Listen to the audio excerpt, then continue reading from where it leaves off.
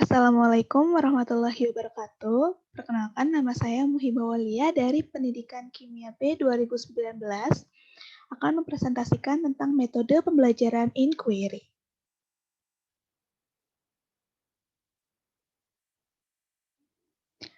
Yang pertama ada pengertian. Metode inquiry adalah salah satu cara menyampaikan pelajaran dengan penelaahan sesuatu yang bersifat mencari secara kritis, analitis, dan argumentatif atau ilmiah dengan menggunakan langkah-langkah tertentu menuju kesimpulan. Menurut Usman pada tahun 1993, halaman 124. Inquiry adalah proses mental di mana siswa mengasimilasi suatu konsep atau prinsip, misalnya mengamati, menggolongkan, membuat dugaan, menjelaskan, mengukur, dan membuat kesimpulan, dan sebagainya. Menurut Umar Hamalik pada tahun 2001 pada halaman 219.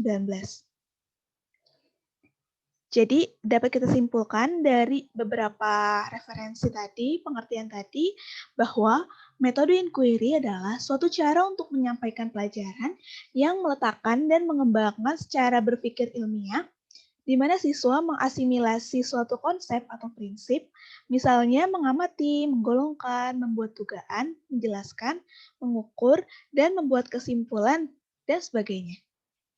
Jadi, tujuan dari metode inquiry ini adalah pada akhirnya adalah siswa dapat membuat kesimpulan terhadap pelajaran yang telah dipelajari. Selanjutnya ada komponen-komponen pembelajaran inquiry. Yang pertama ada questions. Questions ini, pembelajaran ini secara inquiry itu biasanya dimulai dengan sebuah pertanyaan pembuka yang memancing rasa ingin tahu siswa. Kemudian untuk menjawab pertanyaan ini, siswa itu dituntut untuk menjawab sesuai dengan taksonomi Bloom, di mana mereka harus berpikir berapa langkah seperti evaluasi, sintetis, dan analitis. Lalu selanjutnya ada student engagement. Student engagement ini adalah keterlibatan aktif siswa yang merupakan suatu keharusan dan guru itu perannya sebagai fasilitator gitu. Jadi siswa ini dalam pembelajaran inquiry itu dituntut secara aktif. Lalu selanjutnya ada cooperative interaction. Cooperative interaction ini adalah siswa diminta untuk berkomunikasi, bekerja secara berpasangan atau berkelompok untuk mendiskusikan suatu permasalahan yang telah diberikan oleh guru. Lalu selanjutnya ada performance evaluation. Performance evaluation ini dalam menjawab permasalahan yang telah diberikan oleh guru ini, biasanya siswa diminta untuk membuat suatu produk yang dapat menggambarkan pengetahuannya mengenai jawaban pada permasalahan yang telah diberikan seperti itu. Produknya itu bisa berupa slide presentasi, video, infografis, grafik, dan sebagainya. Yang terakhir ada variety of research. Di sini siswa itu dapat menggunakan berbagai macam sumber belajar, bisa didapat dari buku teks, internet, majalah, koran, video, pembelajaran, maupun poster. Lalu selanjutnya ada langkah-langkah proses inquiry. Yang pertama itu menyadarkan peserta didik bahwa mereka memiliki keingintahuan terhadap sesuatu dan merumuskan masalah untuk dipecahkan oleh peserta didik. Jadi langkah yang pertama itu guru memancing keingintahuan siswa, bisa juga memberikan pertanyaan agar siswa tersebut berpikir secara kritis, ini bagaimana ya cara menyelesaikannya gitu, yang nantinya akan dipecahkan oleh peserta didik itu sendiri. Lalu yang kedua, menetapkan jawaban sementara atau hipotesis. Selanjutnya ada mencari informasi, data, fakta yang diperlukan untuk menjawab permasalahan atau hipotesis. Biasanya di sini siswa boleh mencari dimanapun sumber apapun untuk menemukan jawaban dari permasalahan tersebut. Nah, yang selanjutnya itu akhirnya dari permasalahan tersebut, siswa dapat menarik sebuah kesimpulan jawaban atau generalisasi dari permasalahan tersebut. Selanjutnya ada strategi pelaksanaan metode inquiry. Yang pertama, guru itu memberikan penjelasan, instruksi, atau pertanyaan terhadap materi yang akan diajarkan, agar siswanya ini dapat berpatokan nih sama materi apa sih yang akan dipelajari ini. Seperti itu. Lalu, guru memberikan tugas kepada peserta didik untuk membaca atau menjawab pertanyaan serta pekerjaan rumah. Jadi, selanjutnya setelah guru menjelaskan, guru memberikan tugas atau bisa juga mengimbau untuk peserta didik untuk membuka buku teks biasanya dan memberikan pertanyaan seputar permasalahan yang ada yang nantinya akan dibahas minggu depan gitu biasanya. Lalu yang ketiga, guru memberikan penjelasan terhadap persoalan yang mungkin membingungkan peserta didik. Di sini guru itu perannya sebagai fasilitator kan, dia dapat memberikan penjelasan dulu, terus nanti guru ini boleh bertanya, apakah ada suatu persoalan yang tidak dimengerti, seperti itu. Lalu yang keempat adalah resitasi. Nah, resitasi untuk menanamkan fakta-fakta yang telah mereka pelajari agar dapat dipahami. Jadi, untuk menambah pengetahuan peserta didik, biasanya guru ini memberikan suatu tugas atau lembar kerja siswa seperti itu untuk yang nantinya akan dikerjakan oleh siswa untuk menambah rasa pengetahuan terhadap materi yang telah dibahas itu. Ini nantinya akan dibahas pada minggu depan, seperti itu. Pada pertemuan selanjutnya.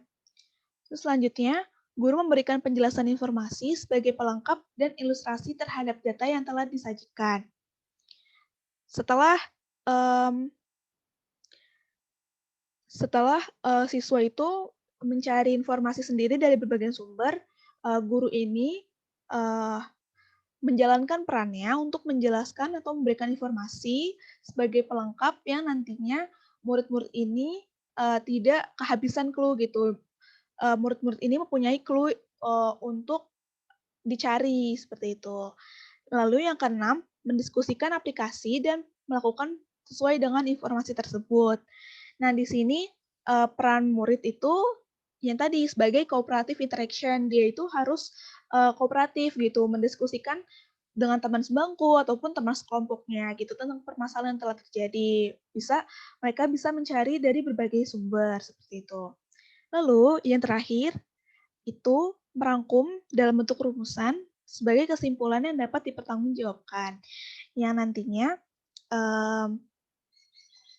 dari semua sumber yang telah mereka cari, mereka dapat merangkum apa sih kesimpulan dari materi hari ini yang telah mereka pelajari, seperti itu.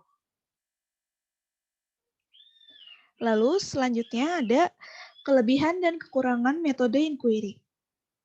Kelebihannya, yang pertama siswa aktif dalam kegiatan belajar. Siswa menjadi aktif dan tidak pasif gitu ya. Mereka aktif berdiskusi, bertanya, menjawab gitu. Yang kedua, dapat membangkitkan motivasi belajar siswa. Yang tadinya mungkin pasif karena dituntut untuk aktif, maka siswa ini bermotivasi untuk dia juga harus menjawab gitu pertanyaan atau enggak dia harus tergugah gitu mentalnya untuk menjawab pertanyaan dari guru mengenai permasalahan yang telah diberikan seperti itu. Yang ketiga, siswa memahami benar bahan pelajaran. Nah, dari sini kan siswa ini dituntut untuk mencari tahu sendiri gitu dari berbagai sumber. Nah, dari situ siswa itu dapat paham sendiri bahan pelajaran dan juga dari penjelasan sang guru seperti itu. Yang keempat, siswa akan dapat mentransfer pengetahuannya dalam berbagai konteks. Selanjutnya ada melatih siswa belajar mandiri. Namun, terlepas dari kelebihan-kelebihan yang ada, metode inquiry ini terdapat kekurangan. Yang pertama, dapat menyita waktu banyak karena biasanya butuh waktu kan, mencari sumber-sumber itu membutuhkan waktu gitu yang akan menyita waktu banyak gitu. Dan, membuat, jam pelajaran semakin,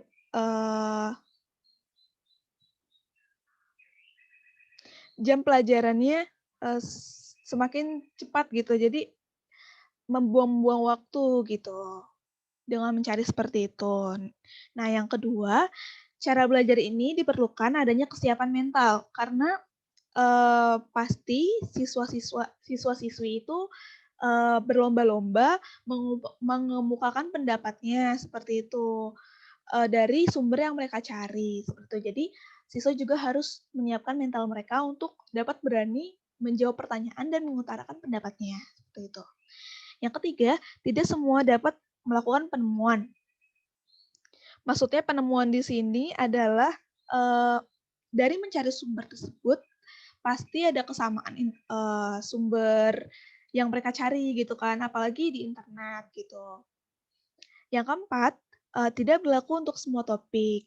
Nah, metode inquiry ini, menurut beberapa sumber itu, sangat bagus untuk topik yang terdapat, percobaannya gitu, seperti misalnya, mmm, sifat koligatif larutan gitu.